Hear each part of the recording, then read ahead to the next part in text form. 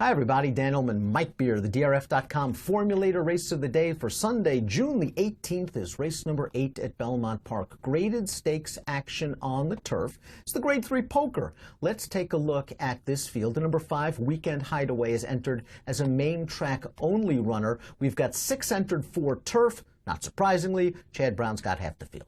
Pretty soon he's going to have half the field in every race that we run in New York. As things stand now, he's got, I guess, 2 of the favorites anyway. Head on over to the Race of the Day event page on DRF.com. Download those free Formulator past performances and handicap with us as we take the field in post-position order. And I want to check out the pace of this race, so we head on over naturally to our Timeform US pace projector. And again, not surprisingly, short field, not a lot of blazers in here. No. And our friends at Timeform US believe this will be a rated pace, perhaps set by the number 1, Night Prowler, one of Chad's terrible threesome. Maybe it will. I mean, there's really no speed in this race at all. No confirmed front runners at all in this field. I mean, they have the 3 Chad horses up there together on the lead in this race. Obviously, it's not going to be run that way. These 3 horses aren't going to go to the lead together. Maybe one of them goes and the other 2 sit behind. Night Prowler, I'll put it this way, he has a race that's good enough to beat this field. No doubt about it. There was a time when he was a real contender. He was pretty bad off the layoff last time. I don't know what excuse you want to give him for that race.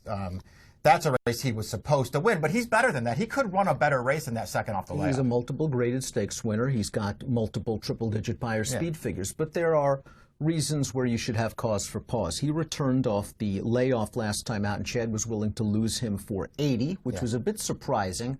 And then he made the lead as the odds-on favorite turning into the stretch, and it looked like there was no way he was going to lose, and he hopped back to his left lead, and he was outfinished by Conquest Typhoon. I didn't think that was the strongest field in the world, certainly weaker than the field to be facing in the poker. I didn't like that field that much either.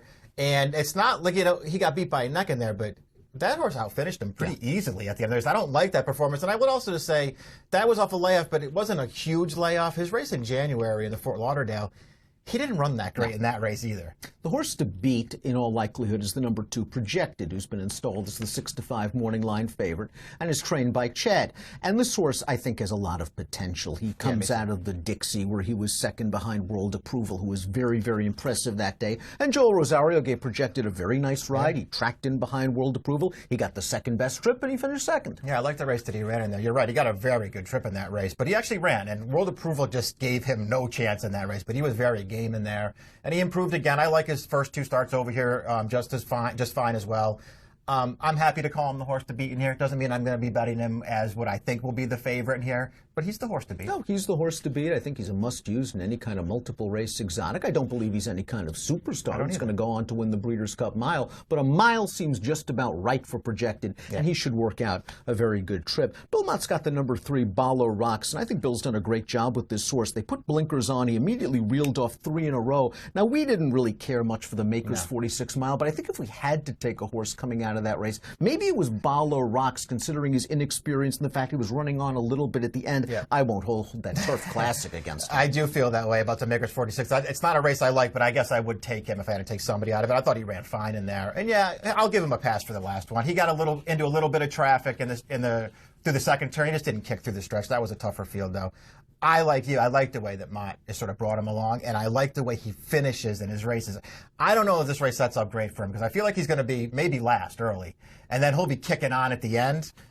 So I don't know if that's going to work out for him, but he will be running at the end of this race. If you're looking for a true stranger, maybe the number 4, Bolting, is the way to go. This is a European invader adding Lasix for the first time. This barn won one of the big races up at Woodbine last fall, I think with the Rupt. I think it might have been the Canadian International. When you look at Bolting's form, however, they tried him against Group Company twice, and he was just obliterated both times. Against weaker horses, he's okay. I'm not sure he classes up with these horses. Yeah, he wasn't a stakes horse over there, that's for sure. He was an allowance horse over there. I will also say that I don't love. He got back on the beam last time. He got a win over 7 furlongs on turf. I don't love that race. He got a great trip in that race, and he was game to hold on, because that horse that he held off took a big run at him, and he did deny that horse.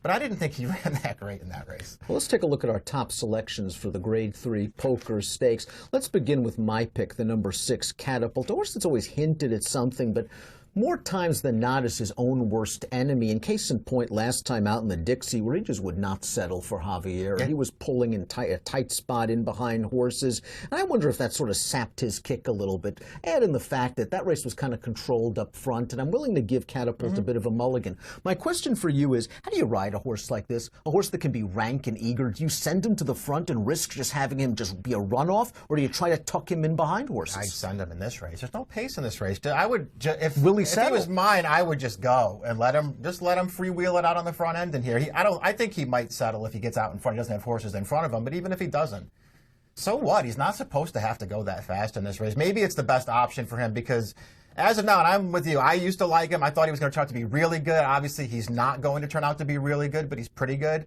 But he just keeps running the same race over and over again, and he tends to find one better. I think he's a great fit in this field. I almost picked him on top, but I didn't. It's his third start back. It's the first time he's been able to put 3 races together without a pesky layoff line. I'm going to give him one more chance because I'm kind of reverse with you on this. I started out, I never liked him, and he's starting to win me over a little, but I think there's something there with Catapult, but this is the spot for him if he's going to do it. You are going to go with a very popular New York bred, the number 7 Lubash, who at the ripe old age of 10 can still run a little bit. Yeah, he really can still run a little bit. It's kind of amazing. The thing with him is he needs firm ground, and so the weather forecast here the next couple of days isn't great. I would be careful with him if there's given the ground because I don't think he's at his best, and that was the case last time in the Kingston. He got a really good trip, and he ran, but he was just sort of even in that race. I don't think he really kicks as hard with cutting the ground. You could see his form from 2016. He kept catching yielding turf, and it almost looked like he couldn't run anymore. And as soon as he got back on firm turf, he showed that he can still run. And his race 2 starts back, especially in the Miami Mile, I don't know about you. I thought he ran great in that race. They walked on the lead. It was a short field. He was last, and he was firing into a 22-second final quarter. If he can run that race, I think he can beat this field, and I'm going to take a chance. I think it'll be a good price this race, and I'm going to bet him. Yeah, that race was obliterated by scratches, the Miami Mile, and War Correspondent just got absolutely loose. Throw in the fact that it was Lubash's first race off of a layoff, I agree with you. He ran super, and he didn't like that wet turf, as you mentioned in his most recent start. How do you ride him in here?